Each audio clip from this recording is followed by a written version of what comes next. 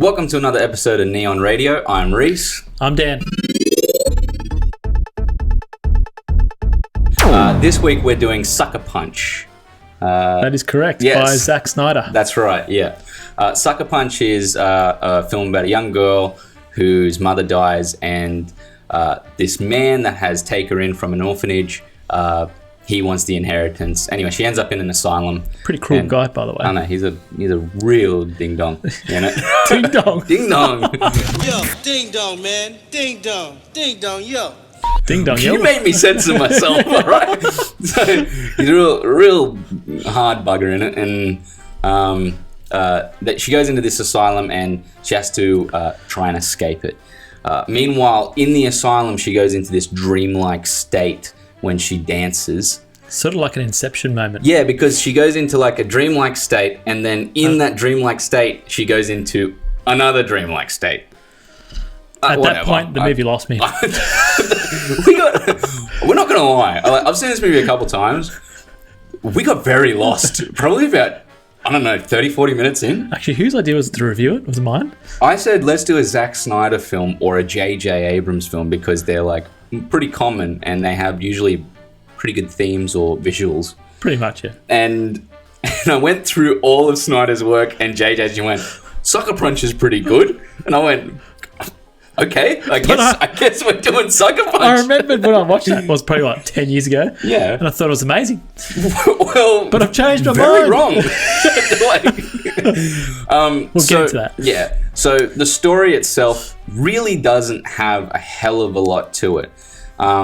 Yeah, I wouldn't say there is a story. Not really. The story is pretty much these girls having to find a key, a map, a knife, and a lighter to get out of the prison. And each time they find one of the devices for their escape, this young girl called Baby Doll, this Baby Doll, Sweet Pea, Rocket, and then Amber. Yeah, which is strange. And Blondie. Yeah. Like, all of them have a good name except for Amber. Yeah. Poor Amber. So every time she has to get one of these devices, she dances and distracts whoever's in the room. And it's kind of shown that it's supposed to be an exotic dance. And we never even get to see her dance in the film. I find it's just strange. Yeah. Very strange. Whatever. But I think this is more of an eye candy type film. For sure. This is ultra sexualized. Like, it's crazy. So for one thing, like, it's a very like the male eye type of movie. But it's also like, if you look at the production design and the costume design behind it, it's phenomenal. Yeah, it's top notch. Yeah, like it is like amazing work on the art side of this film. Yep. The art side has done their job to the nth degree. But when it comes to the story, it is... can you put a trash bin? Trash story. Like, it's not good. Yeah, look, it's what did I say before? It's like there's no purpose of the film. It's just, here's some awesome effects, here's some awesome fight scenes.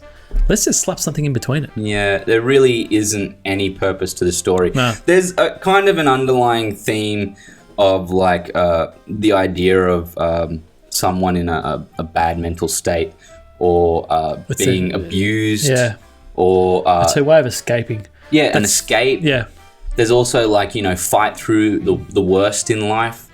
But I do think that it's so very surface level that it's absolutely lost in this movie. Pretty much, yeah, completely lost. 100% agree.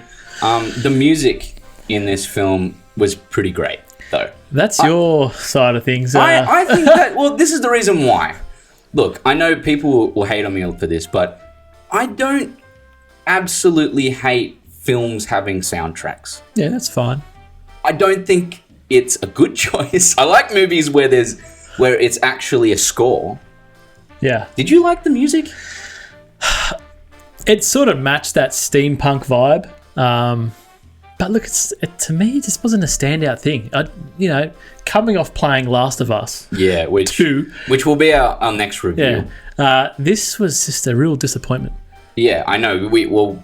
We just did a podcast on Last of Us, and all of a sudden we're sitting here talking about Sucker Punch, and it's a hard sit. It was a hard sit, yeah. We actually started at times wanting to just go on our mobiles and look at...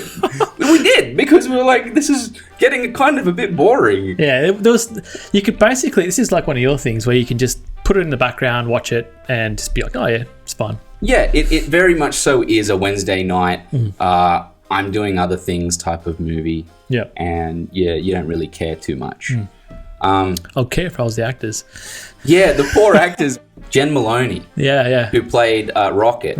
She, after the reviews came out, she had a thought that she was going to quit acting. She was like, I don't think I'm in for this. Several of the songs in the actual film, like Sweet Dreams at the start, were actually sung by Emily Browning. Yeah, that's very interesting, that was. Yeah. So it shows that she's got some extra, like, by far in the film, knowing what the movie was, she was probably the only one in the light to understand what the movie actually is. I'm just saying, everyone else looks like they're really trying with what they're given, and she looks like she's just like, I just got to look cool. Yeah. She does. There's moments. It's a strange movie. Yeah. That's the simplest way I can put it. During the movie, I was just like, why did they make this? There's a lot of moments like that in it. And it slows down within the moments where they're not in the fight scenes or inside the dream's dream. Stay with me here. Yeah. Inside of that fighting things, it's very slow. And you're like, once you're out of it, you're like, oh God, please take me back. Like, take me back into that like fight mode. What did you think of the cinematography? Like, did you have a breakdown?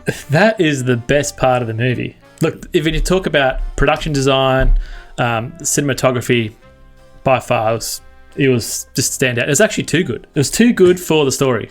It really was. It was a joy to actually look at. Even the parts that are slower looked clean, crisp. Yeah. It's heavily graded, which sort of matches the CGI. Yeah. I would say graded, and he goes stylized. Fuck, okay, fine. But in saying that, I wouldn't expect anything less from Zack. Like, this is a Zack picture. You know if a Tarantino, what a Tarantino picture looks like. This is by far probably one of his best looking ones. If it's not too stylized, like 300. 300's great. I think that may be up there, but I think Watchmen's a really gorgeous film. Nice. Yeah. Batman versus, it's Man of Steel. Man of Steel is kind of ugly. But it's supposed to be. Yeah. So I think it's just getting grittier and grittier. Yeah, it just got it got more and more stylized. Yeah. Dead. Still again? Stylized. So just wanting to wrap up everything that we've discussed here. Sucker Punch, for me personally. Another one. It's pretty good, isn't it? Oh my God. Sucker Punch, for me personally, it is like a popcorn entertainment film, and it unfortunately it dies on itself when it's out of the fight. It's gorgeous. It started off strong. Yeah, it's gorgeous. The music could be to your liking or could not be to your liking, and the production design's on point. Yeah. For me, this is probably in the movies category. Movies and films, I'd put this in movies. It's entertainment, popcorn, and I'd give it 6.5 out of 10. Yeah. I'll 100% agree with that. Yeah. If you do like the look of certain stylized films, by all means, watch it. It's great. But as far as story goes, if you want something to sink your teeth into, kick it out. Yeah. Don't do it. But Wednesday night movie, go for it. Pretty much. Go for it. Awesome. Yeah, it's fine for that. All right. You've been listening to Neon Radio. I'm Reece. I'm Dan. And you have a good week. Subscribe. Lights out.